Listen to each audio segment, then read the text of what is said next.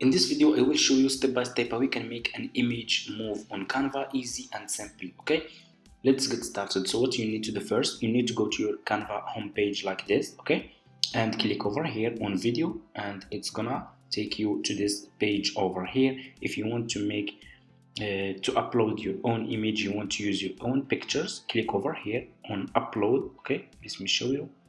Click on upload file, and upload your own picture that you want to use. So for example, I want to use this picture.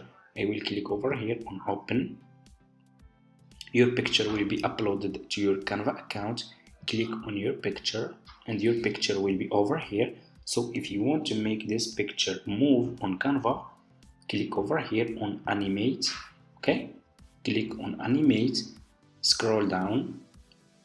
Okay, you should see over here photo movement. Okay, and you can choose which movement you want to make your picture move. Okay, you can use this one, or you can use this effect. For example, you can use this one.